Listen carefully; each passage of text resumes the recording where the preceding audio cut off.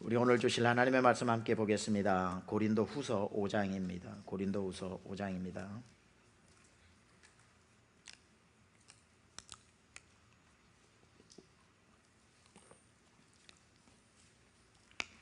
우리 김동공 장로님, 우리 김성자 권사님 한국 잘 다녀오셨습니까? 고린도후서 5장 11절에서 21절까지. 우리 여기 모니터 스피커 쇠소리가 나니까 조금만 줄여주세요. 볼륨은 괜찮은데 좋습니다. 고린도후서 5장 11절에서 21절 함께 일어나셔서 우리 하나님의 말씀을 한 목소리로 봉독하겠습니다. 고린도후서 5장 11절에서 마지막 절까지입니다. 시작. 우리는 주의 두려우심을 알므로 사람들을 권면하거니와 우리가 하나님 앞에 알리어졌으니 또 너희의 양심에도 알리어지기를 바라노라.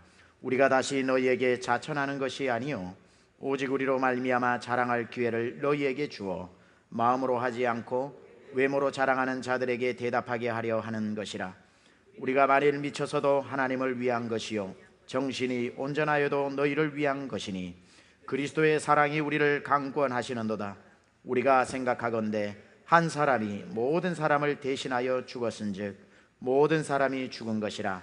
그가 모든 사람을 대신하여 죽으심은 살아있는 자들로 하여금 다시는 그들 자신을 위하여 살지 않고 오직 그들을 대신하여 죽었다가 다시 살아나신 이를 위하여 살게 하려 함이라.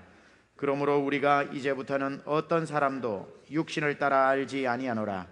비록 우리가 그리스도도 육신을 따라 알았으나 이제부터는 그같이 알지 아니하노라. 그런즉 누구든지 그리스도 안에 있으면 새로운 피조물이라. 이전 것은 지나갔으니 보라 새 것이 되었도다. 모든 것이 하나님께로서 났으며 그가 그리스도로 말미암아 우리를 자기와 화목하게 하시고 또 우리에게 화목하게 하는 직분을 주셨으니 곧 하나님께서 그리스도 안에 계시사 세상을 자기와 화목하게 하시며 그들의 죄를 그들에게 돌리지 아니하시고 화목하게 하는 말씀을 우리에게 부탁하셨느니라. 그러므로 우리가 그리스도를 대신하여 사신이 되어 하나님이 우리를 통하여 너희를 권면하시는 것 같이 그리스도를 대신하여 간청하노니 너희는 하나님과 화목하라. 하나님이 죄를 알지도 못하신 이를 우리를 대신하여 죄로 삼으신 것은 우리로 하여금 그 안에서 하나님의 의가 되게 하려 하심이라. 아멘. 우리 앉으시겠습니다. 고린도후서 강의 15번째 말씀 나누겠습니다. 제목이 하나님의 대사, 하나님의 대사입니다. 최장기 7년 1개월이라고 하는 최장기 중국 대사를 지낸 김하중 장로님 하나님의 대사라고 하는 책을 여러분 보신 분도 있으실 텐데, 김대중 대통령 때 그리고 노무현 대통령 때 재임 기간 동안 7년 1개월 동안 중국에서 중국 대사를 지냈습니다. 이분이 한중 수교에 큰 공헌을 하신 분입니다. 이분 책을 읽다 보면은 참 많은 간증들이 거기에 나와서 감동을 줍니다. 그런데 이분이 이 책도 그렇고 어디 간증 집회를 다니시면서 꼭 하시는 말씀이 있습니다. 그분은 서울대학교 중어중문학과를 나왔는데 어릴 적부터 꿈이 하나였답니다. 중국 대사가 되는 것이었습니다. 어릴 적부터 중국 대사가 되는 게 꿈이었고, 그래서 그걸 위해 준비했고, 그걸 이루기 위해서 그 당시에 아무도 가려고 하지 않았던 중어중문학과를 들어가서 중국어를 배웠고, 중국에 가서 최장기 대사를 지내면서 많은 혁혁한 그 나라의 공을 세운 분이지만, 그럼에도 불구하고 누구라도 나에게 당신은 누굽니까? 라고 물으면 나는 중국 대사입니다 라고 말하지 않고 하나님 나라의 대사입니다 라고 자기의 신분을 밝힌다고 이야기합니다. 그는 한 번도 중국 대사로 있으면서 나는 중국 대사다라고 생각해 본 적이 없고, 나는 하나님 나라 대사로서 중국에 파견되어져서 하나님 나라의 대사다운 일을 해야 되겠다 하고 바로 나라에 가 있는 요셉처럼, 총리 대신 요셉처럼 중국에서 열심히 했더니만 그러한 최장기 대사라고 하는 명예도 따라오게 되고, 나중에 돌아와서는 통일부 장관도 되기도 하면서 명예는 자연스럽게 따라오더라는 겁니다. 내가 중국 대사다라고 하는 아이덴티티로 살아가느냐, 하나님 나라의 대사로서 이 땅에서 살아간다고 생각하고 살아가느냐는 많은 차이를 가져옵니다. 이 중에 앉으신 분 중에 30 밑에 20대나 10대의 사람들을 제외하고 30이 넘은 사람 중에 대사가 되기는 다 걸렀다고 저는 생각을 합니다. 일단은 그런 건 물 건너 갔다고 우리가 봐야 되겠죠. 그러나 우리가 너무 세속적인 용어를 써서 죄송합니다. 하여튼 힘든 건 힘든 거거든요. 저도 힘들고요. 그러나 우리가 세상에서 어느 나라 대사가 되고 어느 나라 영사가 되는 거 참 영예로운 일이지만, 그렇게는 이미 우리가 뭐 too late이라고 이야기하더라도 우리 젊은 친구들은 그 꿈을 꾸시고 그렇게 나라에 공을 세우는 일에 쓰임을 받는 것도 중요하다 생각을 합니다. 그러나 그런 장관이나 어떤 직책을 가지지 못한다고 할지라도 여러분이 그리스도인이 되는 순간에 하나님 나라에, 그러니까 어떤 면에 있어서 incomparable, 비교할 수도 없는 영광스러운 하나님 나라의 대사가 되어서 이 땅에 파견되어졌다는 겁니다. 전미경 집사님 너무 반갑습니다. 이 땅에 파견이 되어졌다는 겁니다. 이 대사라고 하는 것은 큰 대자에 심부름 사자라고 해서 큰 심부름을 맡은 사람, 이런 뜻이거든요. 그래서 나라의 심부름을 맡았으니 이게 대사라는 거죠. 여러분 시골에 어릴 적에 초등학교, 시골뿐이 아니라 초등학교에 여러분 다녔을 때, 국민학교 다녔을 때 학교에 허드렛 일 해주시는 아저씨가 있었죠. 뭐라고 불렀습니까? 소사 아저씨라고 불렀죠. 적을 소자에 일사자죠. 그래서 적은 일들, 학교 일들을 이렇게 허드렛 일을 해준다고 소사 아저씨 그랬습니다. 그러나 큰 일을 맡은 사람들은 클 때자에 일사자, 심부름 사자 해서 큰 심부름을 맡은 그런 일이다, 이 대사다, 이렇게 불렀던 겁니다. 오늘 우리 모두는 하나님 나라에서 파송되어진 소사가 아니라 대사라는 것인데, 여기에 대해서 바울은 오늘 본문 20절에 이렇게 말씀을 하고 있습니다. 20절 상반절에 그러므로 우리가 그리스도를 대신하여 사신이 되어, 이렇게 나오죠. 사신이 되어, 이걸 영어로 하면 We are therefore Christ ambassadors. 우리가 그리스도의 대사, ambassadors, 대사들이 되었다. 우리가 그리스도의 대사들이 되었다. 대사의 특징이 뭡니까? 자기 자신의 자격으로 나가는 게 아니라 보낸 나라의 자격을 가지고 나간다는 특징이 있잖아요. 이 대사관의 대사는. 그래서 그 사람은 자기 한 사람을 나타내는 게 아니라 자기를 보내준 나라를 대표하는 대표성을 가진 사람이지요. 어느 나라에서 보냄을 받았느냐에 따라서 그 대사의 파워는 굉장히 다른 겁니다. 아주 영세한 나라에서 보내준 대사와 아주 약소국에서 보내진 것과 강대국에서 보내받은 대사는 어느 나라에 갔을 때 완전한 대우가 달라지는 거지요. 왜냐하면 그 보낸 나라만큼의 대우를 받기 때문에 그렇습니다. 특히 약소국이 강대국의 대사를 보냈다, 저 어디 아프리카의 소국이 미국의 대사를 보냈다고 했을 때 영향력은 그리 크지 않겠지만, 반대로 생각했을 때 미국의 대사가 그 작은 나라에 파견이 되었다면 그 영향력은 실로 크겠죠. 한마디 한마디가 굉장히 중요한 영향력을 미치게 되는 거죠.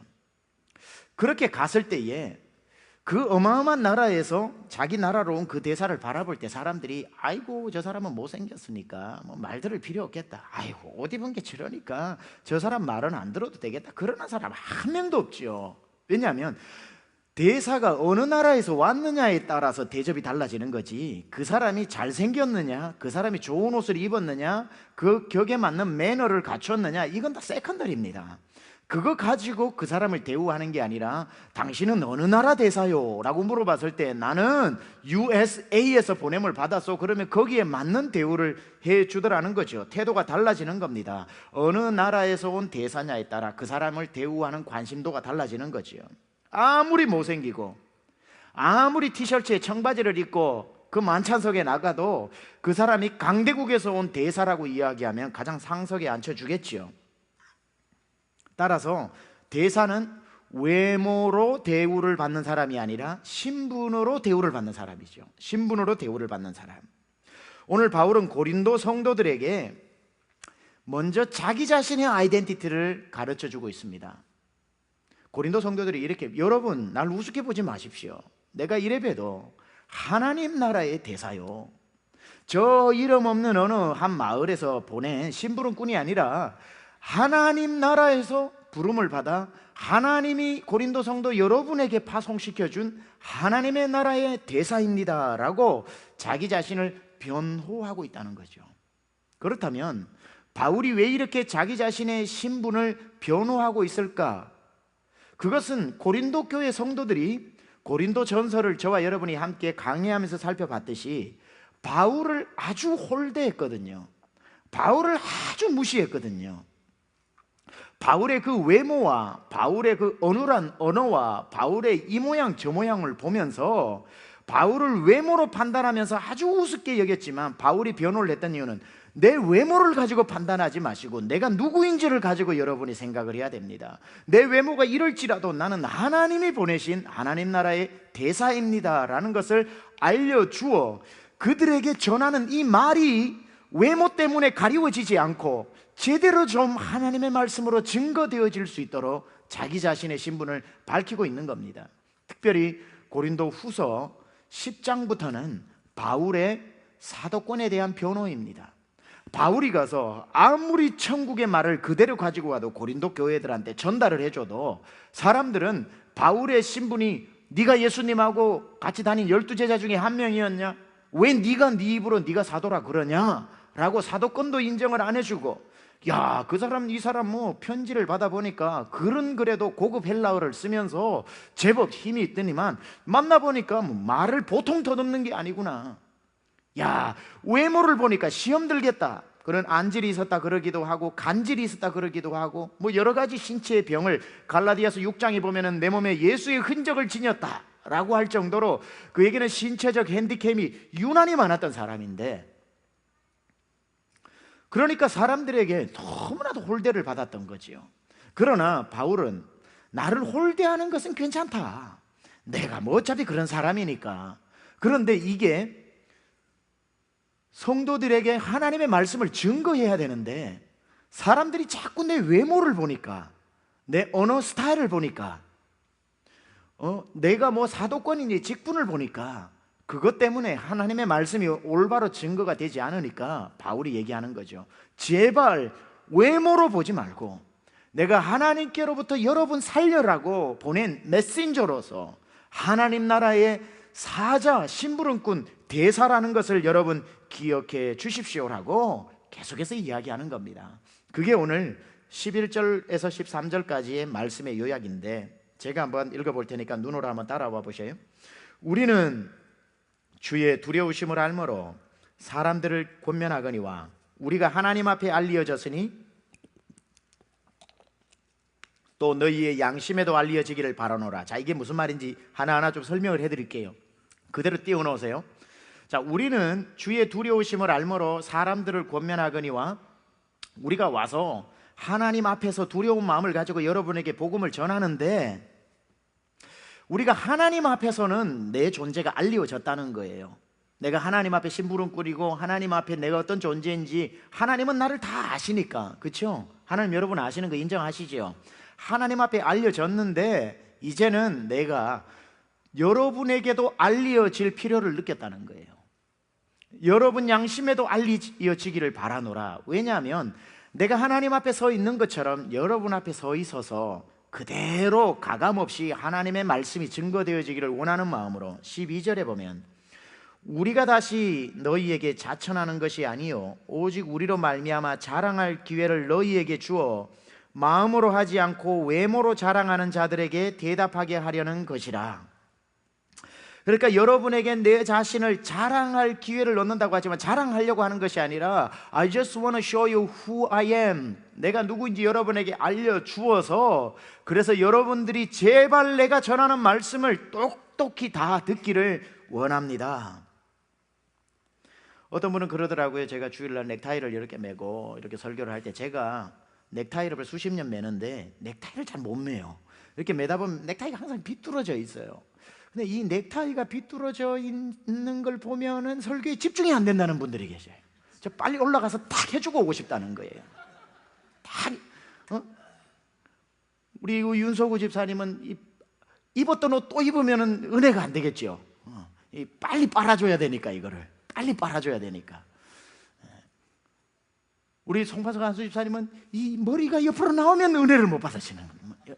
빨리 깎아줘야 되니까. 어떤 분은 빨리 올라가서 넥타이 한 번만 돌려줬으면 좋겠다. 넥타이 한 번만. 제가 설교 영상을 했던 걸 이렇게 보다 보면 비뚤어졌을 때 한두 번이 아니에요. 보면은 그러면은 맨날 넥타이에 집중을 하시는. 그것 때문에 이 말씀이 올곧게 딜리버리가 안 되는 거죠. 딜리버리가 제가 아무리 열심히 해도. 그러니까 바울이 지금 그런 걸 얘기하는 겁니다. 내가 어떤 모양으로 여러분 앞에 서서 내가 뭐 바울의 외모를 이렇게 설명을 해놨더라고요. 일단 대머리고 키가 유난히 작고 뚱뚱했다. 이게 바울을 일반적으로 나타내는 그 학자들의 그 견해입니다. 그리고 말을 심하게 더듬었다. 이러한 것 때문에 바울이 가지고 있는 이 어마어마한 고린도후서 12장에 가보면은 3층까지 다녀온 하늘의 신비를 다 하나님의 음성을 직접 듣고 그 다메섹 도상 사도행전 9장에 그 하나님을 직접 예수님을 만났던 그 사람이 이 어마어마한 게 들어가 있는데도 불구하고 전달이 안 되니까 이제 바울이 그들의 눈을 바꾸어 주기 위해서 이렇게 이야기를 하면서 외모로 사람을 취하지 말라는 거예요. 내가 어떤 행동을 해도 13절에 우리가 만일 미쳐서도 하나님을 위해서 미쳤다. 정신이 온전하여도 여러분을 위해서 온전할 것이다 라고 자기의 이야기를 이렇게 풀어내고 있는 겁니다. 바울은 계속해서 이렇게 이야기합니다. 그러므로 고린도 성도 여러분, 반드시 기억하십시오. 여러분들이 나 바울을 보고 생각할 때 우선 나의 말주변이 떠오르지 않기를 바랍니다. 나의 외모가 떠오르지 않기를 원합니다. 내가 복음을 전하면서 보여주는 이 열정이 미친 사람으로 보여지지 않기를 원합니다. 그런 행동에 주목하지 마십시오. Don't look at me. 나를 보지 마십시오. 내 속에 역사하고 계신 하나님을 보십시오. 하나님의 열심을 보십시오. 저는 여러분의 눈에 보이는 대로 그런 바울이 아닙니다. 나는 그런 사람이었습니다. 나는 미친 왕이요, 망나니요, 살인자였고 죄인의 괴수였습니다. 그러나 예수님을 믿음으로 말미암아 감당할 수 없는 분이 내 속에 어느 날 들어오심으로 말미암아 나는 완전히 새 사람이 되었습니다. 마치 옛날 나의 모습을 가지고 나를 판단하고 정죄하고 저 바울 저거 내가 잘 알아, 같이 컸어, 저 어릴 적부터 코 질질 흘리더니만 많이 컸네, 언제 저 회당에 들어가서 우리에게 복음을 가르쳐. 선지자는 고향에서 대접을 못 받는 것처럼 조금 아는 사람들이 바울의 옛사람을 가지고 자꾸 이렇게 흠집을 냅니다. 저거 다소에서 클 때 말이지 길리기아에서 아무도 안 놀아줘서 동네 왕따에서 왕따. 저 뭐 어릴 적에는 ABC도 몰라서 내가 다 가르쳐 줬어. 이런 식으로 하면서 그의 옛날의 모습을 가지고 자꾸 이 복음이 이 바울이 예수 그리스도를 모셔드리고 난 뒤에 완전히 새 사람이 되었음에도 불구하고 지금 새 사람이 된 것에 대해서는 아무도 인정하지 않고 자꾸 옛날 것 가지고 바울 안에 있는 복음을 가리워버리는 이런 일들이 일어나기 시작했다는 겁니다. 그러면서 바울이 얘기하는 거죠. 맞습니다. 100번을 얘기해도 그 말이 맞소이다. 나 그런 사람이었어. 그러나 예수님이 내 안에 들어오시고 내 안에 들어오심으로 말미암아 질그릇 같은 나에게 보배가 들어왔지요.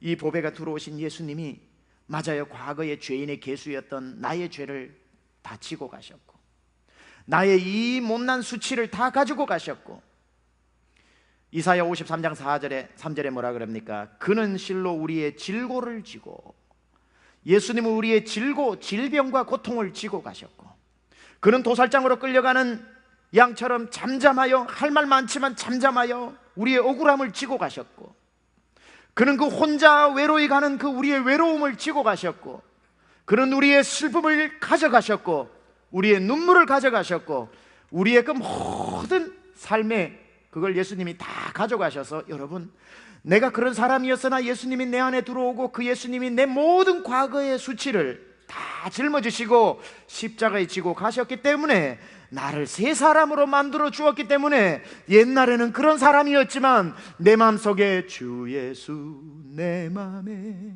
들어와 계신 후 변하여 새 사람 되고, 예수님이 들어오시고 나는 완전히 새 사람이 되었답니다. 이 고백이 우리가 너무나도 잘 아는 오늘 본문 17절의 고백인 거죠. 그런즉 누구든지, whoever, all of us, whoever, 누구든지 그리스도 안에 있으면 새로운 피조물이라. 이전 것은 지나갔으니 보라, 새 사람이 되었도다. 바울이 지금 자기의 이야기를 그렇게 하면서 또 사람들에게 예수를 믿을 때 일어나는 변화를 말해주고 있는 겁니다. 맞아요, 나 그렇게 나쁜 사람이었어. 집집마다 쫓아다니면서 끌어내 죽였던 살인자였어, 살인자. 여러분, 우리는 다윗이 바세바의 남편 우리아를 죽인 살인만 기억하지만 더 많은 사람을 바울이 죽인 살인자라는 거 우리는 간과하고 있습니다. 그는 사람을 죽였던 살인자입니다. 그 중에 스데반도 있고요, 살인자라고.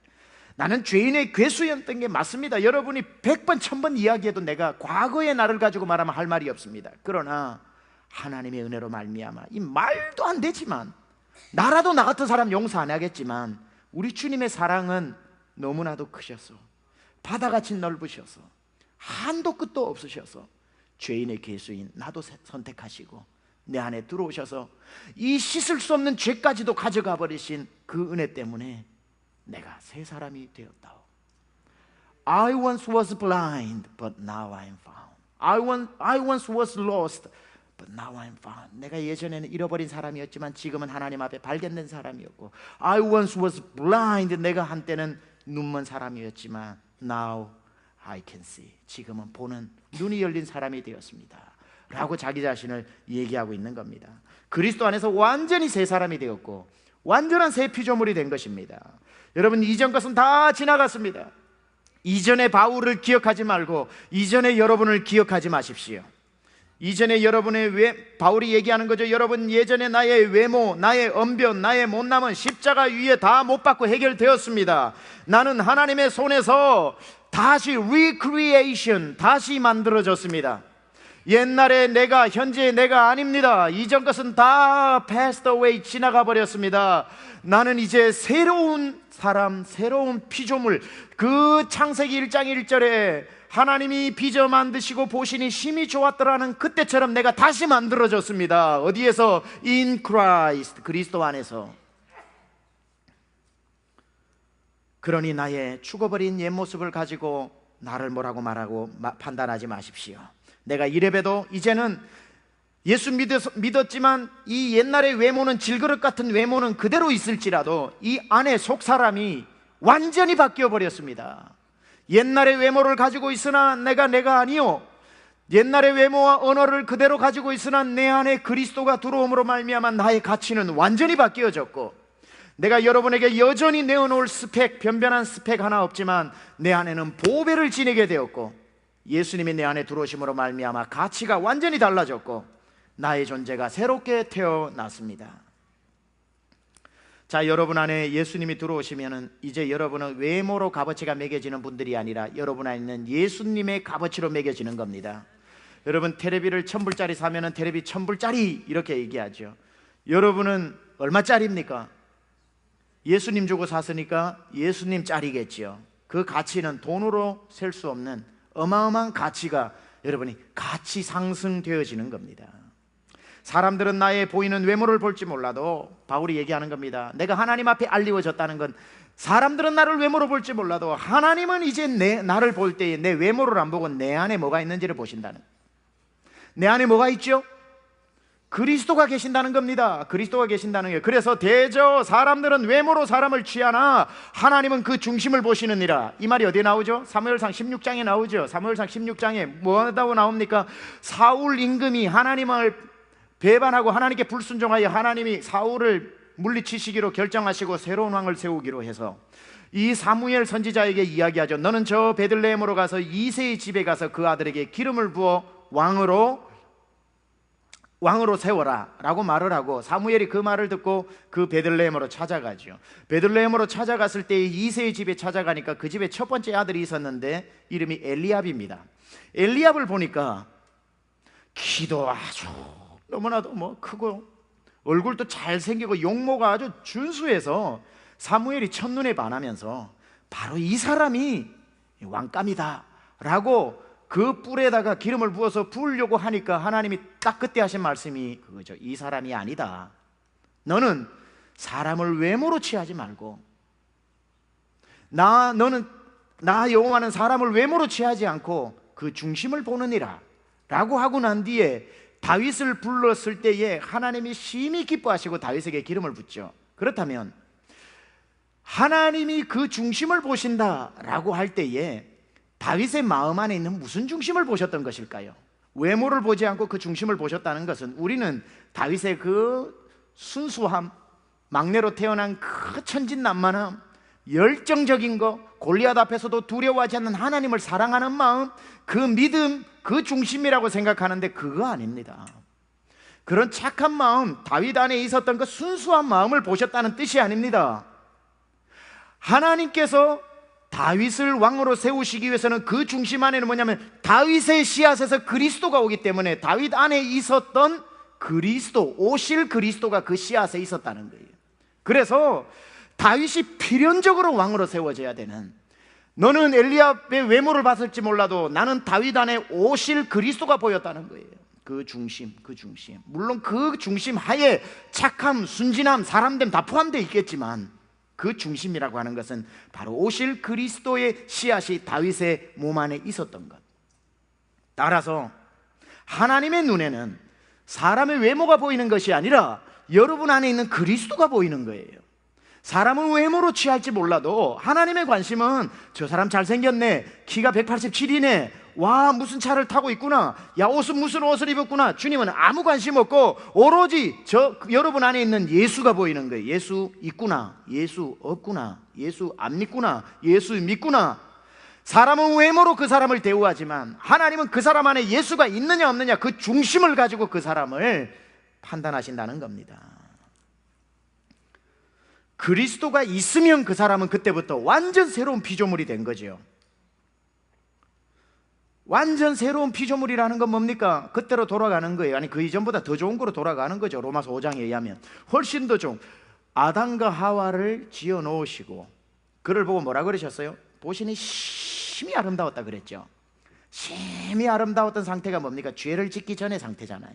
죄를 짓기 전의 상태.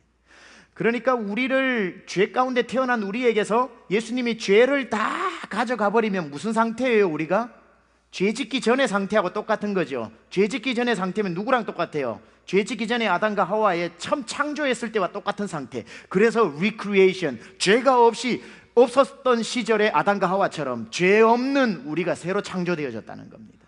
그러니까 죄 짓기 이전의 상태로, 완벽한 에덴의 행복의 상태로 우리 존재가 바뀌어지게 된 거죠. 바울은 지금 고린도 성도들에게 이걸 강조하고 있는 겁니다. 여러분, 나 바울은 예수 안에서 완전히 새로워진 사람입니다. 나를 띄엄띄엄 보지 마십시오.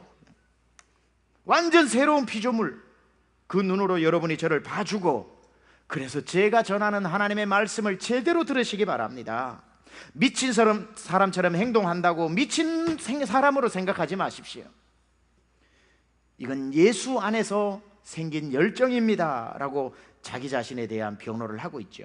그런데 오늘 바울은 이 세 구절에서 자기 자신을 변호하고 있으면서 나머지 14절부터 21절까지 더 많은 분량을 가지고는 이제 성도들에게 바뀌어진 신분을 또 설명하고 있습니다. 이것은 나에게만 일어난 사건이 아니라 바로 여러분에게 일어난 사건입니다 라고 이야기하고 있는 겁니다. 여러분은 그리스도 안에서 완벽한 새로운 피조물이 되었고, 이제 새로운 피조물이 된 여러분들이 이제 어떻게 살아야 하는지를 알려드리겠습니다 하고 설명하는 게 다음 구절입니다. 자, 여러분이 예수 그리스도를 믿으시면 아멘 합시다. 예수 그리스도를 믿으시면 아멘 하자고 했는데 아멘 하셨던 분은 오늘부터 새로운 피조물이 된 것입니다. 이거 인정하시면 아멘 합시다. 새로운 피조물이라면 새로운 피조물에게 주신 사명이 있다는 것도 여러분 인정하셔야 됩니다. 그래서 새로운 피조물로 하나님이 왜 만드셨는가, 나를 왜 버려두지 않고 구원하셔가지고 새로운 피조물로 만드셨나, 쓸 데가 있으니까. 그래서 새로운 피조물의 사명이 무엇인지 오늘 여러분과 함께 좀 나누고자 합니다. 새로운 피조물의 사명, 첫째, 오로지 예수 그리스도를 위해 남은 생애를 살아야 한다. 여러분, 새로운 피조물인 걸 인정하십니까? 아멘 하셨죠? 그러면 여러분, 아멘 하신 분은 이 중에 한 분도 예외 없이 남아있는 생애는 예수만을 위해서 살아야 됩니다. 그러려고 구원해 주시고 바로 천국 안 데려가고 살게 해 주신 거예요. 여러분 위해 살아라고가 아니라 남아있는 생애를 그리스도를 위해서 살아라고 남겨준 생애를 따박따박 여러분을 위해 챙겨서 살아서는 안 된다는 겁니다. 이 삶은 나를 위해서 허락하신 시간이 아니라 예수를 위해서 남은 생에 살아라고 주신 주님의 시간이지 나의 시간이 아니라는 겁니다. 이게 우리의 사명이죠. 그래서 지난주에 물었습니까? 제가 다시 묻습니다. 누가 여러분에게 당신은 왜 사세요? 라고 물으면 뭐라고 대답해야 됩니까? 나는 예수님과 하나님의 영광을 위해서 삽니다. 이 말이 대번에 나와야 되고요. 지나가다가 누가 쿡 찌르면 하나님의 영광 하고 그냥 나와야 되는 거예요. 누가 다리를 걷어서 넘어지며 코가 깨지는 순간에도 오직 주를 위해, 이게 우리의 사명이 되어야 된다는 거예요. 아내가 밥을 태워서 줘도 왜 밥을 태웠냐고 하는 게 아니라 오직 주를 위해 오늘 탄밥을 먹겠다고. 뭘 해도 주를 위해, 뭘 해도 주를 위해, 모든 것을 solely deo gloria, 오직 하나님께 영광을, for the glory of God, 하나님의 영광을 위해 우리가 살아있는 당신은 왜 숨을 쉽니까? 오직 예수를 전하기 위해. 여러분 오늘 왜 일을 하셨습니까? 돈 벌어서 주의 영광 위에 쓰려고. 여러분은 오늘 왜 신발을 사셨습니까? 좋은 신발 신고 예수 전하러 다니기 위해서. 왜 오늘 짬뽕을 먹었습니까? 예수를 잘 전하기 위해서. 아니 짬뽕 먹는 거하고 예수 잘 전하는 거하고 무슨 상관이 있습니까? 하여튼 교회 가니까 있다 그러더라고.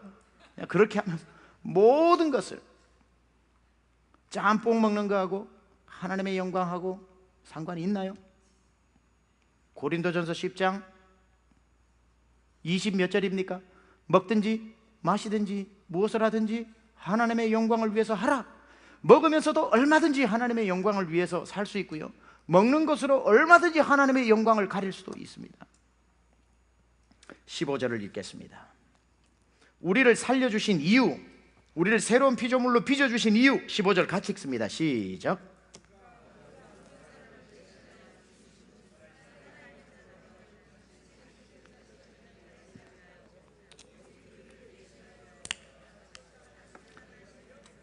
아멘. 다시는 그들 자신을 위하여 살지 않고 오직 그들을 대신하여 죽었다가 다시 살아나신 예수 그리스도를 위하여 살게 하려고 우리를 새로운 피조물로 만드셨다는 겁니다. 예수님이 우리를 죄에서 구원하여 살려주신 것은 그때부터 여러분이 잘 먹고 잘 입고 잘 살고 형통하고 복받고 누리라고 구원해 주신 게 아닙니다. 그래서 예수 믿고 형통하라고 구원해 주신 구원의 목적이 아닙니다. 예수 믿고 형통한 사람은 있을 수 있어요.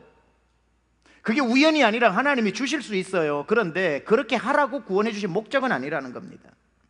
살려주신 것은 예수 그리스도를 위해서 살아라고. 그래서 이 중에 예수님 믿는 분 중에 예수님을 위해서 살지 않는 분들이 있는데 그분들은 하나같이 불순종의 죄를 숨쉬면서 짓고 있는 거예요. 하나님의 영광을 위해서 살지 않는 그 자체가 죄입니다. 그 자체가 죄입니다. 예수를 위해서 좀 살아봐야지, 이건요 여러분의 의지적 결단이나 선택이 아니라 이건 무조건적인 우리의 삶의 이유입니다. 예수님을 위해서 살아야 되는 거. 살아도 되고 안 살아도 되는데 에이 나는 살래, 이게 아니라는 거예요. 무조건 살아야 되는 거예요. 그리스도를 위해서. 이건 하면 좋고 안 하면 그만이 아니라, 이거는 하면 상급받고 안 하면 그게 이것 때문에 살아있는 거예요. 이것 때문에 그리스도를 위해 살라고 생명 주신 거예요. 예수 믿고 잘 살게 되신 분들 있습니까? 없습니까? 있습니다. 예수 믿으면 잘 사냐? 그런 말 하지 마세요. 예수 믿고 잘 살게 된 사람 무지기수로 많습니다. 부지기수로. 그런데 그게 예수 믿으면 잘 살게 된다라는 등식이 되면 안 됩니다. 왠 줄 아세요? 예수 믿고도 잘 안 사는 사람은 더 많아요. 솔직히 얘기해서 예수 믿으면 잘 살게 되는데, 예수 믿고 잘 살게 되는 사람이 있고 하나님이 잘 살게 해준 사람이 많아요. 그런데 예수 믿으면 다 잘 산다라고 하는 등식은 말이 안 돼요. 왜냐하면 예수 믿고도 늘 물질적 어려움을 가지고 살다가 나중에 좋아지겠지 했는데 그냥 죽어버린 사람이 있어요. 그래서 예수 믿으면 잘 살게 되는 경우가 있지만 예수 믿는다고 다 잘 사는 건 아닙니다. 그렇던데 여기서 생각을 하자는 거예요. 그런데 그럼 어떤 사람은 왜 예수 믿고 잘 살게 됐냐는 거예요. 잘 살게 된 사람이 있잖아요. 이 중에도 있잖아요. 자기들이 고백할 수 있잖아요. 나 예수 믿고 목사님 물질의 복을 받았어요 하는 분 있다고요. 우리 교회도. 나는 예수 믿었는데 물질의 복하고는 상관없대요 목사님 하는 분도 있고. 제가 지금 말씀드리는 건 예수 믿고 예수님이 잘 살게 해주신 분들 잘 들으셔야 해요. 아, 하나님이 나 좀 잘 먹고 잘 살아라고 이 복을 주셨구나 생각하면 큰일 난다는 거예요. 그분은요. 그거는 하나님이 그분에게 물질을 맡기신 겁니다. 다 맡기지 않고 잘 살게 된 사람에게는 물질을 맡기신 거예요. 왜 맡기셨어요?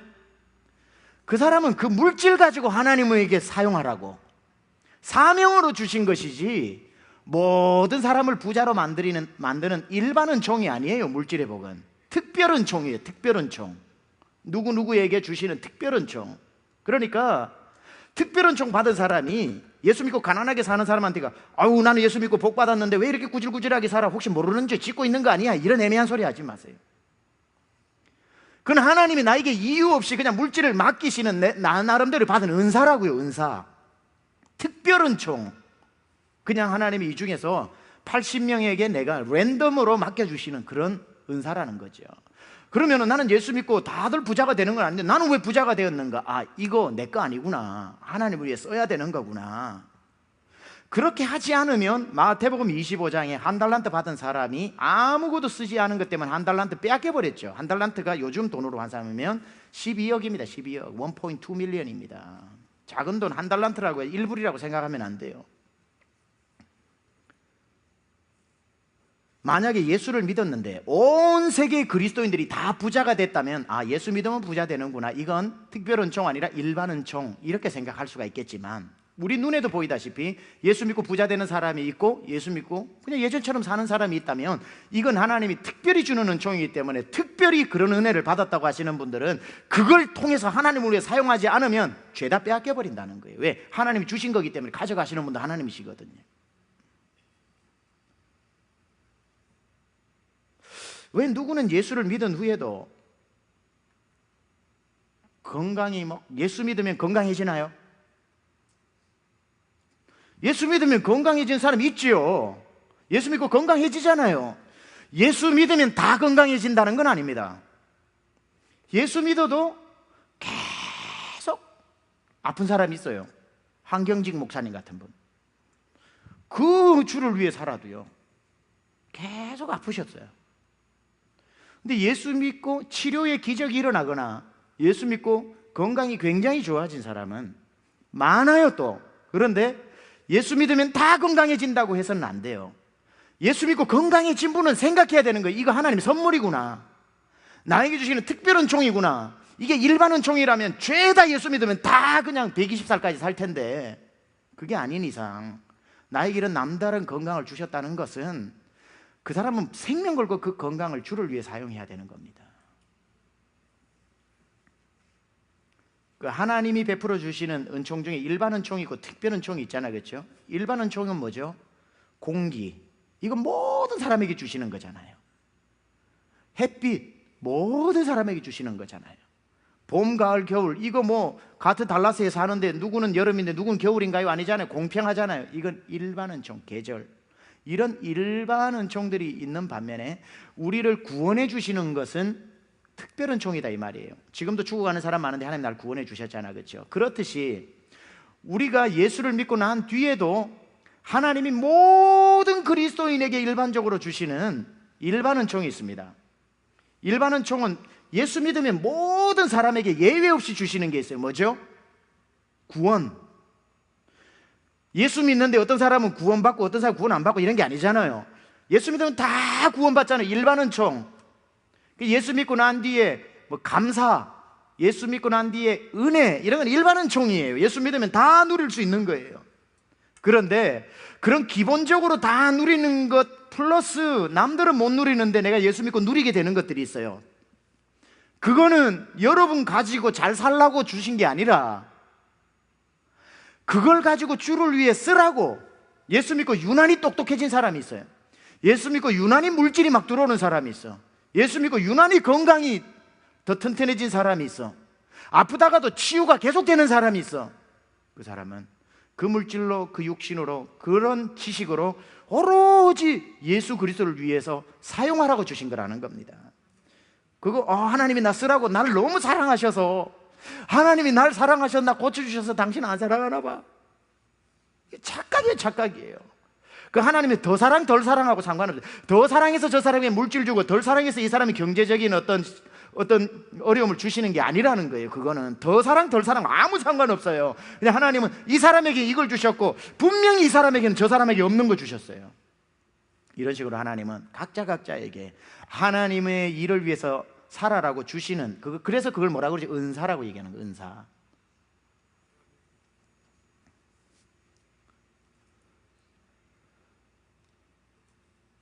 항상 여러분, 피조물로, 새로운 피조물로 빚어주신 우리가 첫 번째 피조물의 사명이 뭐라고요?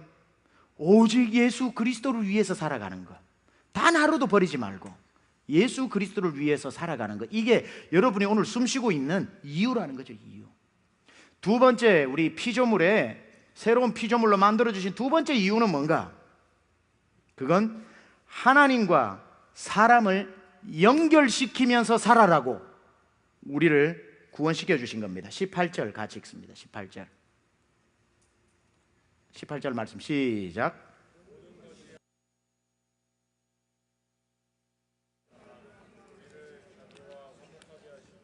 또 우리에게 화목하게 하는 직분을 주셨으니, 우리에게 무슨 직분을 주셨다고요?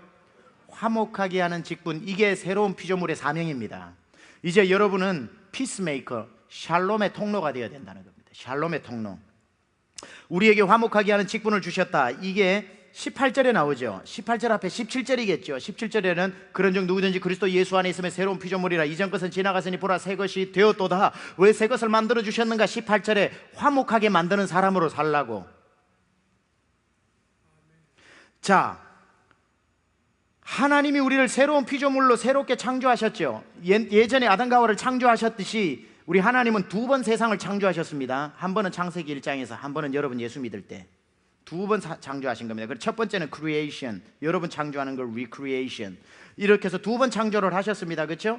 그러니까 예수님이 우리를 창조하신 목적이 무엇인가? 창조하신 목적이 무엇인가? 에베소서 2장 10절인데 한번 여러분 성경 찾아보세요. 아마 자막이 안 나올 수도 있어요.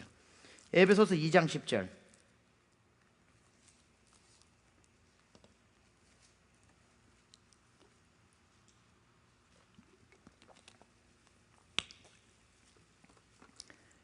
에베소서 2장 10절 찾으셨나요?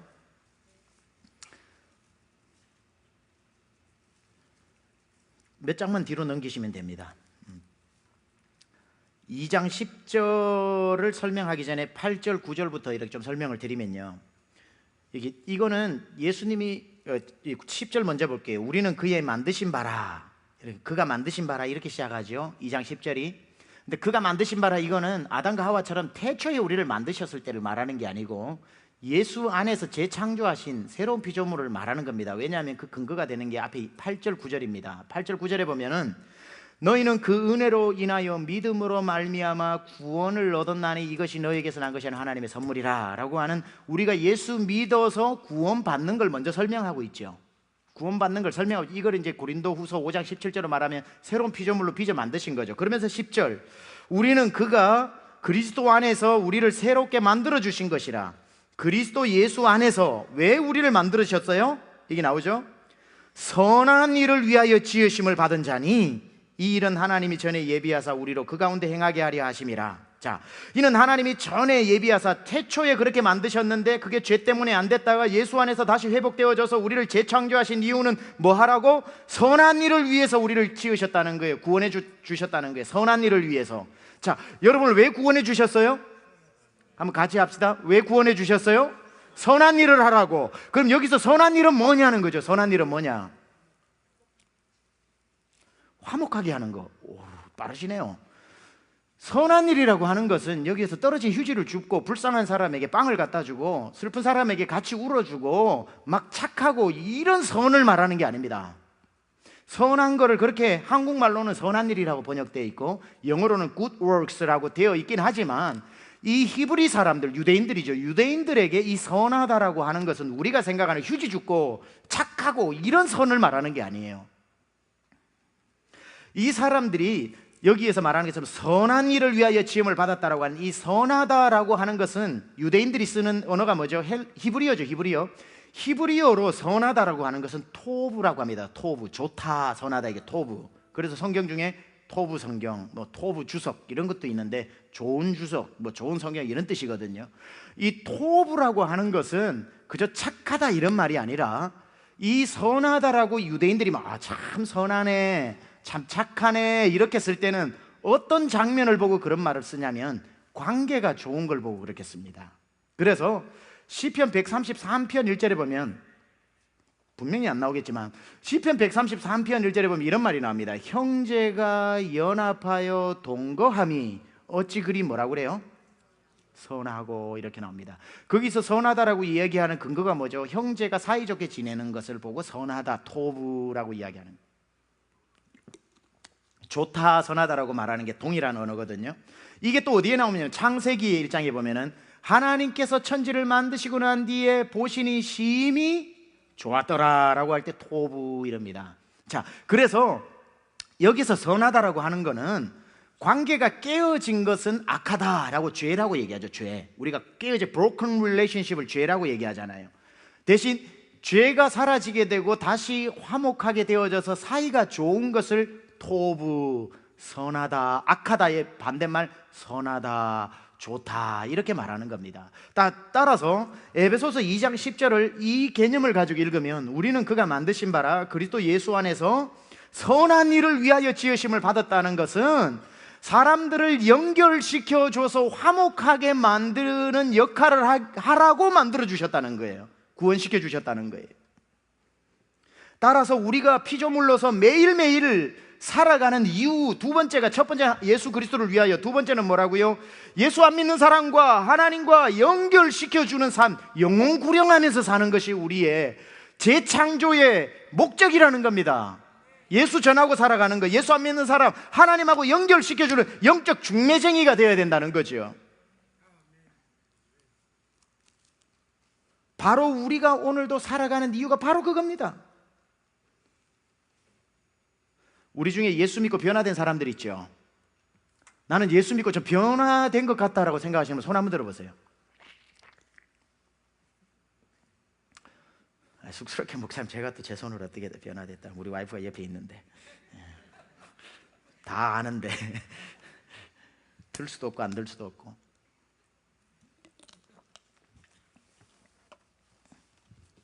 저는 이렇게 생각합니다.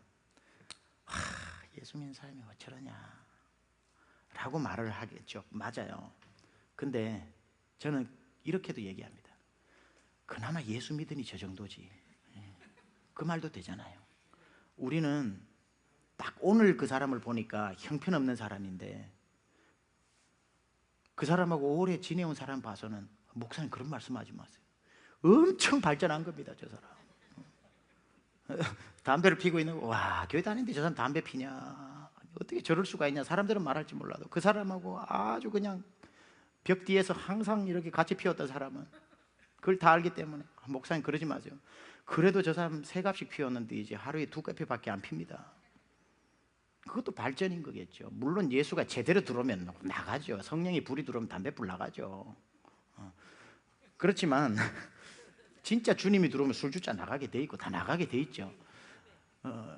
그럼에도 불구하고 우리가 계속 죄에 무너지게 될 때에 그 사람이 변화라는 게 레디컬한 변화가 있겠지만 또 그 안에 자기가 열심히 또 싸우면서 무너지면서 자기 머리 피나도록 또 때리면서 아이고 정신 차려야 이놈 하면서 또 살아보려고 하는 그 열심들이 있는 거 아닙니까? 그렇죠? 그래서 요한계시록에도 에베소 교회에게 너희가 어디에서 떨어졌는지 점검하고 다시 구원에서 떨어진 지점에서 다시 회복하라는 말씀이 있는 것처럼 날마다 자기의 구원을 점검하면서 그렇게 해야 되겠지만 예수 믿고 변화되었다라고 하는 것이 저 사람 변화되었어요 하는 게 아니라 자기 스스로 봐서도 예전과 많이 변화되어졌다면 멈추지 말고 다른 박질 하십시오. 그래서 계속해서 달려가는 거, 그리스도 안에서 장성한 분량으로 자라나가는 거, 그거 굉장히 중요합니다. 그러나 저 사람 예수 믿고 변화되어서 이제 담배도 안 피워, 술도 안 피워, 도박도 끊었어, 저 사람 맨날 와이프 때렸는데 이제 안 때려, 이렇게 해서 착한 사람이 되었다라고 하는 것을 좋은 크리스찬이 되었다고 생각하는데 그건 잘못된 겁니다. 예수 믿고 저 사람이 이제 술도 안 먹고 담배도 안 피우고 와이프도 안 때리고 이제 거짓말도 안 하고 남의 돈도 안 훔쳐 착한 사람이 되었다, 도덕적인 착한 사람으로 되었는 것을 좋은 크리스찬이 되었다고 생각하면 착각입니다. 그건 예수 안 믿는 사람이 이 사람보다 더 잘 사는 사람이 있어요. 어릴 적부터 교육 잘 받아가지고. 이 도덕적인 착함으로 된 건 그리스도인의 증표가 아니라 열매 중에 하나죠. 여러분이 진짜 예수 믿고 변화되었다라는 것은 술 먹었는데 술 안 마셨다라고 하는 이런 삶의 변화의 양식을 넘어서서 예수 안 믿었는데 믿게 된 가장 첫 번째 변화는 뭐냐면 그런 식의 변화가 아니라 그런 선한 이런 good works, 선한 일을 하게 됐다는 게 아니라 여러분이 예수 안 믿고 믿게 된 가장 큰 변화는 영혼을 구령하러 다닌다 이거예요. 예수 믿으라고 전도하러 다니는 그 선한 일을 하게 된 것을 선하게 되었다라고 말하는 거지, 이 사람이 착한 사람이 됐어요 하루아침에 이걸 가지고 얘기하는 게 아니라, 아무리 착한 사람 되어도 여러분 지난 일주일 동안 예수 믿으라고 전도 안 했다면 여러분 착한 사람 아니라니까요. 목적대로 사는 사람이 아니라니까요. 무슨 말씀하세요? 목사님 제가 완전히 죄인이 괴수였는데 요새는 사람 됐다니까요. I'm not talking about 그거 얘기하는 게 아닙니다. 지금 예수 믿고 전도하냐 이거예요. 선한 일을 하냐 이거예요. 하나님하고 깨어진 사람이 보면 붙여주고자 노력하냐 이거예요. 선한 일을 위해 창조되었다는 게 그 선한 일이라는 거죠. 그 선한 일. 근데 우리는 자꾸 예수 믿고 저 사람 착한 사람 되었다고 박수 쳐주는데, 아무리 박수 받아도 그 사람 착하게 됐는데 예수 한 번도 안 전했다면 그 사람 착한 사람 아니에요. 하나님 앞에서는. 하나님 우리를 재창조하신 이유는 선한 일, 즉 복음을 전하는 일. 1년 가야 전도해서 교회 한 번 안 데리고는 그 사람이 구원받은 사람입니까? 선한 일을 위해 목적으로 재창조되어진 사람으로 살아가는 겁니까? 1년 가야 여러분 지난 1년 돌아봐서 전도해가지고 교회 한 번 데려온 적 없다면 여러분 구원을 점검하셔야 돼요. 선한 일을 위해 살아가는지 생각해 보셔야 돼요. 아니 목사님 예수 믿고 맨날 집에서 큰 소리 쳤는데 이제 조용조용 얘기합니다. 그걸 변화되었다고 얘기하고 만족하고 있으면 안 된다니까요. 목사님 제가 예수 믿기 전에는 슬쩍슬쩍 다 이런 돈 떼먹고 이렇게 입마이 포켓 많이 했는데 요즘 정직해졌습니다. 그걸 지금 얘기하는 게 아니라니까요. 당연히 그건 열매를 맺어야죠. 당연히 그런 열매는 맺어야죠. 구원받은 사람인데 그걸 뭘 잘했다고 박수 쳐줄 것도 아니에요. 그건 당연한 열매입니다. 시냇가에 신기어 있으면 열매는 맺어지는 거죠. 진짜 주님이 물으시는 것은 네가 예수를 믿고 난 뒤에 안 믿는 영혼들이 너를 통해서 예수를 만났냐? 지난 1년 동안 네가 선한 일을 했냐? 그 선한 일, 그 선한 일.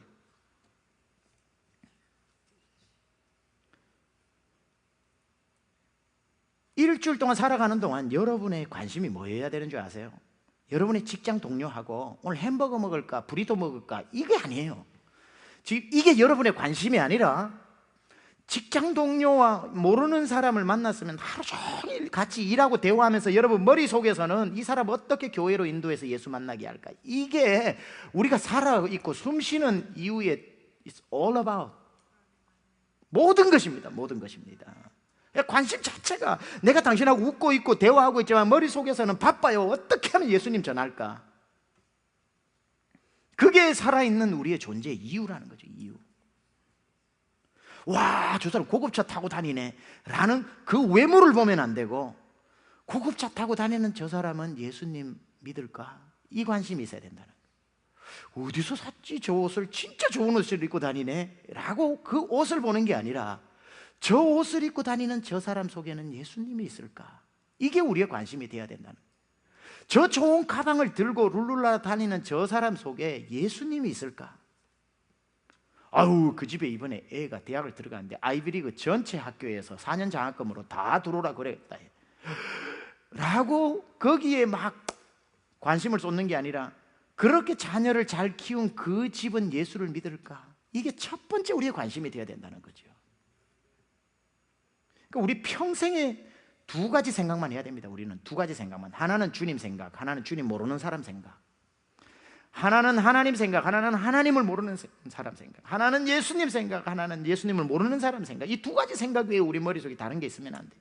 집에 홀로 있을 때는 주님 생각으로 예배하고, 밖에 나갔을 때는 예수님 모르는 사람을 생각하며 찾아다니고, 이게 우리의 삶의 존재의 이유라는 겁니다.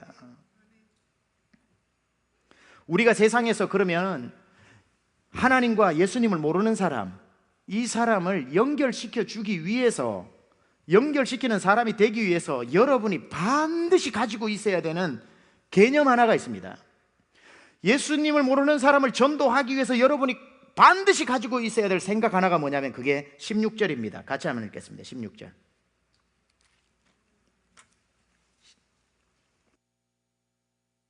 시작. 그러므로 우리가 이제부터는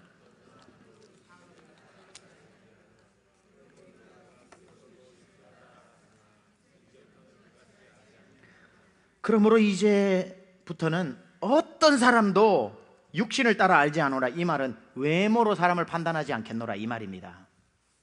전도를 하려면 첫 번째가 뭐냐면 사람의 외모를 가지고 판단하면 안 됩니다. 외모를 가지고 판단을 하지 않아야 아무에게나 가서 전도할 수 있어요. 목사님, 다른 사람은 다 예수 믿어도 저 사람은 안 됩니다. 저 집안은 500년째 불교 집안이고, 집에 보살만 친척 중에 30명이고, 저 사람은 태어날 때부터 이름이 김보살입니다. 저 사람 어머니는 절을 3개나 지었고, 다른 사람은 시간 낭비하지 마시고 그런 시간에 다른 사람 전도하시지 저 사람은 안 됩니다 라고 그 사람의 외모적인 조건을 자꾸 보면은 접근을 못한다 이거예요. 외모를 보지 말라는 거예요. 그 사람의 환경, 어떤 집안에서 몇 년째 불교 집안이고 절을 몇 개 지었고 집안에 보살이 몇 명인지 그걸 외모를 보기 시작하면 전도 못한다 이 말입니다. 목사님, 저 사람은 안 됩니다. 저 사람이 뭐가 부족해서 교회를 나오겠습니까? 저 사람 집이 5채고요, 부리는 직원만 1000명이 넘고요, 자녀는 다 성공했고요. 뭐 아쉬운 게 있어야 교회를 나오지 저 사람은 아쉬운 게 없어요. 전도할 필요가 없어요. 그렇게 외모로 아쉬운 게 없다고 판단을 해서 전도를 안 하면 안 된다 이 말이죠. 그 다 가져도 그 사람 속에는 채워지지 않는 영적 공허함이 있다 이 말이죠. 사람은 외모로 사람을 판단하지만 하나님은 중심에 무엇이 있는지를 보니까, 목사님 저 사람은 완전 생고구마입니다.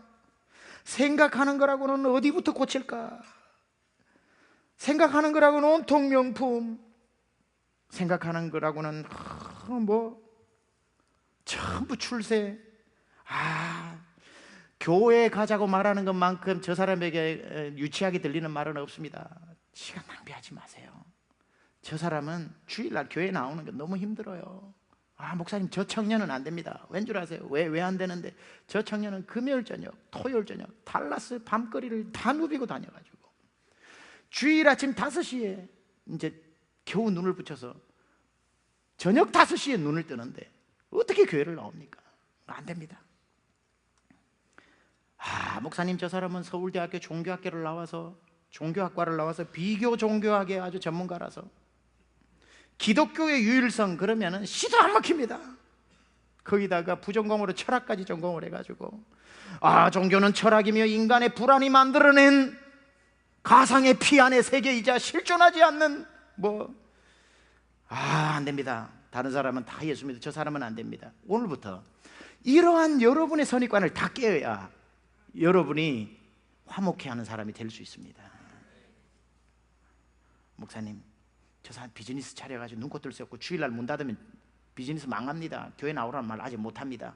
좀 기다렸다가 비즈니스 안정되면 나오게 해주십시오.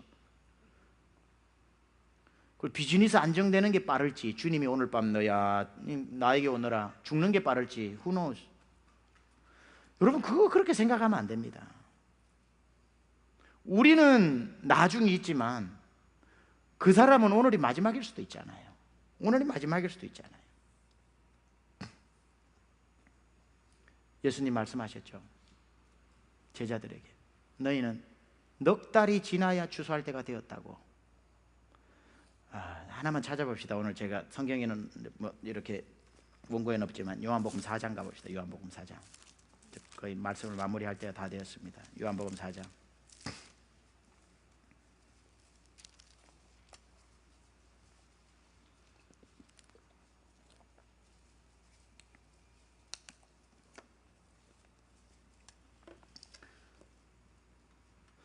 4장 32절부터 제가 한번 볼게요. 쭉 내용이 많으니까. 이르시되 내게는 너희가 알지 못하는 양식이 있느니라. 제자들이 서로 말하되 누가 잡수실 것을 갖다 드렸는가 하니 예수께서 이르시되 나의 양식은 나를 보내신 이의 뜻을 행하며 그의 일을 온전히 이루는 것이니라. 너희는 넉 달이 지나야 추수할 때가 이르겠다 하지 아니하느냐. 그러나 나는 너희에게 이르노니 너희 눈을 들어 밭을 보라. 희어져 추수하게 되었도다. 이렇게 나오죠. 자, 요거 잘 설명을 한번 드릴게요. 요 배경이 어디냐면 예수님이 이제 사마리아를 지나서 갈릴리로 돌아가시는 길이었습니다. 보통 같으면 요단 동편을 건너가지고 부정한 땅 사마리아 땅을 지나가지 않죠. 근데 예수님은 모든 것이 거룩한 곳이기 때문에 사마리아로 직행을 하시다가 수가성에 이르러 가지고 물도로 온 수가성 여인을 만나게 되죠. 거기에서 이 여인과 대답을 하는 중에 점심때가 되어서 제자들이 사마리아 마을로 내려가서 음식을 구해서 이제 돌아오는 장면입니다. 음식을 구해서 제자들이 가지고 왔는데 예수님 우리가 구했는데 이 좀 드셔보십시오 하니까 예수님이 나는 너희들이 모르는 양식이 있다 라고 이렇게 이야기를 하게 되죠. 그러니까 누가 갖다 줬냐? 우리가 뭐 이렇게 구하러 갔을 동안 갖다 줬냐? 이렇게 얘기를 하는데 하나님의 뜻을 행하는 게 바로 나의 양식이다 라고 얘기하면서 예수님 하신 말씀이 눈을 들어 밭을 보라. 희어져 추수할 때가 되었다. 너희는 넉 달 후에나 추수해야 된다고 하지만 내 눈에는 희어져 추수할 때가 되었다. 이 본문이거든요. 자, 이걸 왜 예수님이 제자들에게 지금 얘기하셨는 줄 아십니까? 예수님이 수가성 여인을 전도하고 계셨죠. 전도하고 계셨잖아요. 그래서 이 수가성 여인이 마침내 제가 메시아를 보았다고 그래서 전도 당해서 예수 믿게 되었잖아, 그렇죠?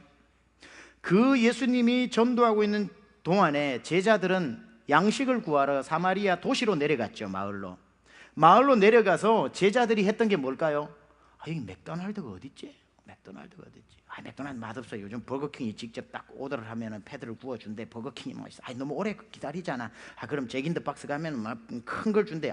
와라버거가 최고지. 아니야, 요즘 보니까 맥도날드에 이거 도리도 램 나오는데 쫙 중간에 찢어서 먹으면 되게 맛있더라. 맥치킨 사가자. 그냥 일부에 하나씩인데. 이러면서 거기 있는 거를 전부 돌아다니면서 이제 뭐 맛있는데 여기 들어가 보고 저기 그러지 말고 요즘 멕시칸 음식이 맛있다는데 그거 타코 사가자. 타코. 우리 예수님 멕시코 음식 별로 안 좋아해. 그래. 그럼 뭘 살까? 그렇게 해가지고 이렇게 사가지고 와서 예수님 드세요 하는데 예수님의 질문이 이거죠. 그래, 너희들이 마을로 가서 뭘 봤느냐? 뭘 봤냐면 여기 보니까 보기하고 다르더라고요. 보니까 이게 뭐 맥도날드 뭐 음식점이 많더라고요. 그래서 우리가 죄다 뒤졌죠. 예수님 묻는 거죠. 그래, 식당은 보이던데 사람은 보이더냐? 무슨 말씀이시죠?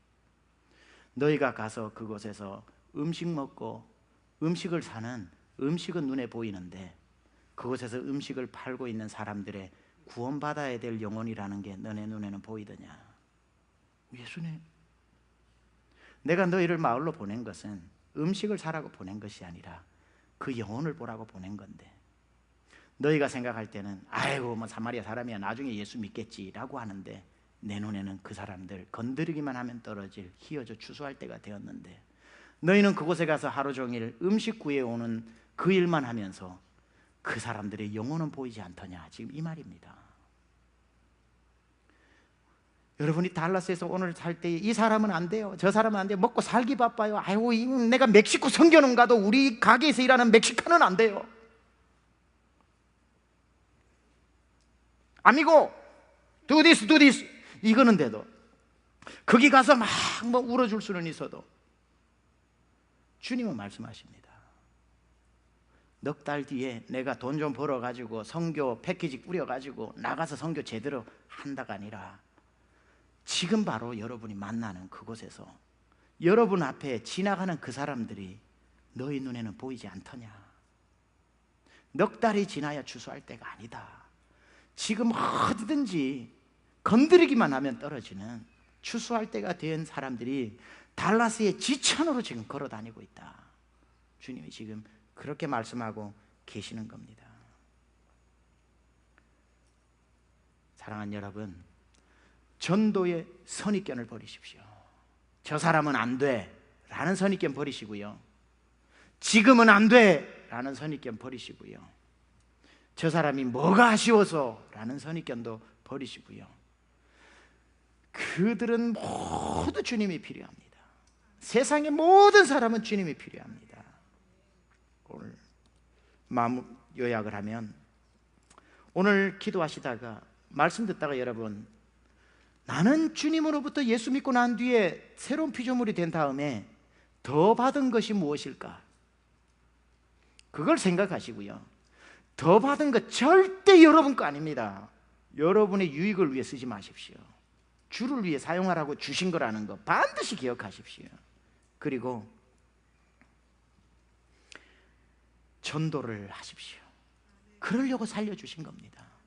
이거 하나만 강조할게요. 마친다 그래놓고 또 얘기하는 거 별로 안 좋아하는데 이건 하나만 강조할게요. 왜 우리 교회 주일마다 1, 2, 3부 하면 새가족들이 많이 오는데, 1부에 2부에 3부 하다 보면 많은 새가족들이 오는데, 우리 교회에 새가족이 제일 많이 오는 케이스, 이 기록 카드에 보면 제일 많은, 어떻게 해서 우리 교회가 오게 됐는지가 뭐냐, 스스로입니다. 스스로. 둘째 소문 듣고, 세 번째 CD 듣고, 다 스스로죠. 다 스스로. 포함하자면 다 스스로. 한 주도 빠지지 않고 우리 교회는 새가족이 옵니다. 90% 이상이 스스로입니다. CD 듣고, 소문 듣고, 지나가다가. 우리 교회 성도가 전도에서 왔다라는 거냐, 한 달에 한 명도 없어요. 한 가정도 제대로 없어요. 가만히 있어도 부흥되는 교회가 얼마나 위험한 교회인지 모릅니다. 가만히 있어도 성도들이 찾아오는 교회가 얼마나 엮이는 교회인지 모릅니다. 감사한 일이죠, 안 오는 것보다. 그러나 교회는 그렇게 해서 성장해서는 안 되고요, 길과 산울가로 가서 희어져 추수할 때가 된 영혼을 우리의 사명, 착한 일을 하라고 보내신 그 사명 감당하면서 전도에 와서 앉혀놨을 때 여러분이 눈물이 나는 거예요. 감사해서 하나님 기뻐 춤을 추시는 겁니다. 계속 소문 듣고 CD 듣고 와야죠. 그래서 영혼이 구령돼야죠. 그건 하나님이 덤으로 주시는 축복이지, 그거 기대하고 있어서는 안 되고요. 여러분이 나가서 전도해야 됩니다.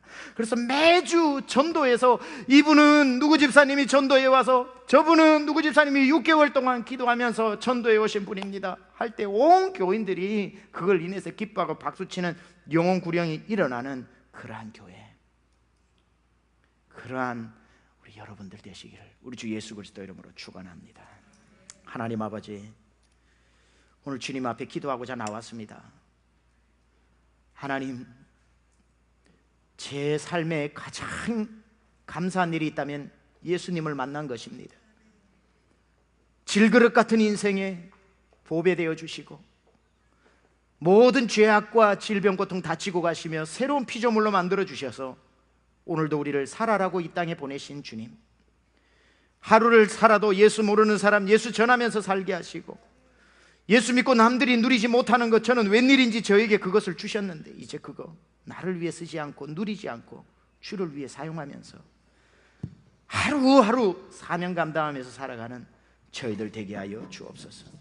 예수님의 귀하신 이름으로 간절히 기도드려 싸움나이다. 아멘.